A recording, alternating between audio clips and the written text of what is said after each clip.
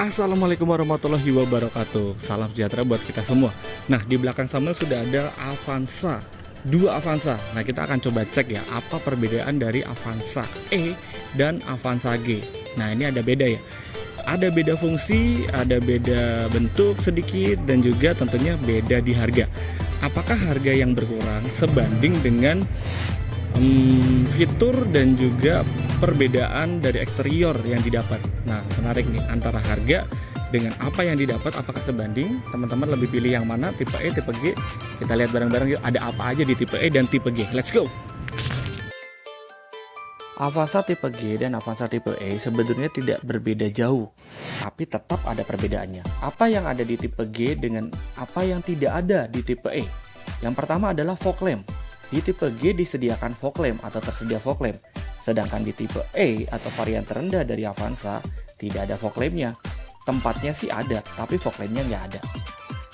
Sedangkan untuk tampilan sebetulnya sama, tidak ada yang membedakan. Sama-sama keren, sama-sama bagus, dan juga sama-sama kekinian dan stylish ya.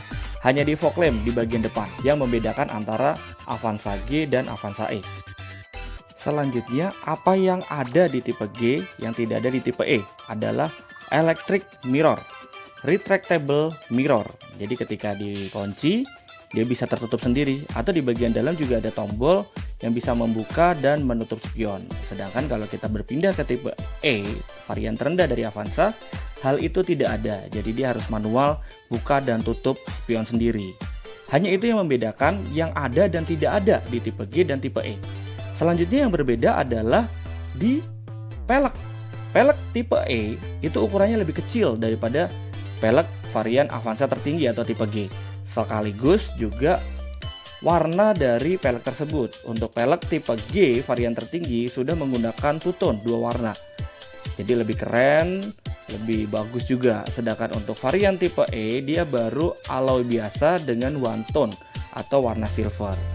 Itu untuk bagian peleknya. Sedangkan yang paling kelihatan adalah di CC. Kapasitas mesin dari tipe E atau terendah itu hanya 1300, sedangkan untuk varian tipe tertinggi tipe G itu sudah menggunakan CC 1500. Itu yang membedakan. Mungkin nggak terlalu kelihatan atau nggak terlalu berbeda jauh sebetulnya. Tapi kalau teman-teman sering atau suka menggunakan mobil dengan tenaga tinggi, kebut-kebutan, agak berasa sih sebetulnya.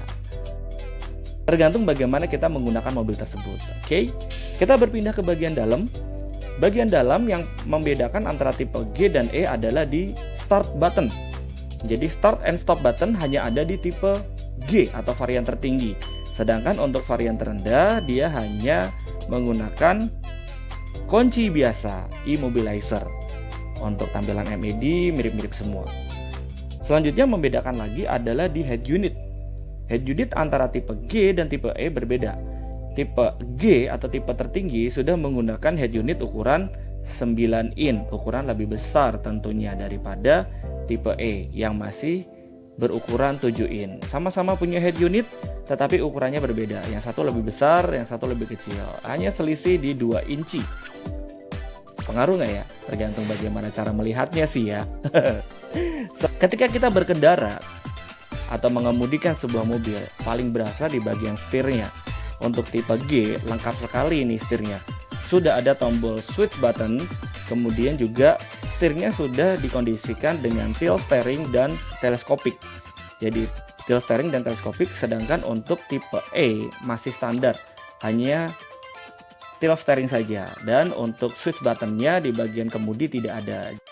Jadi teman-teman harus mengoperasikan head unit dengan cara memencet tombol di head unit. Tidak bisa diakomodasi dengan setir ya, artinya seperti itu. Nah, itu kira-kira kelebihan dan kekurangan dari mobil Avanza.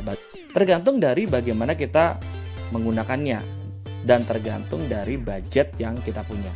Dengan kelebihan dan kekurangannya ada, otomatis ada selisih biaya. Nah, bagaimana teman-teman ngelihatnya nih? Nah, itu kira-kira kelebihan dan kekurangan dari mobil Avanza tipe E dan Avanza tipe G.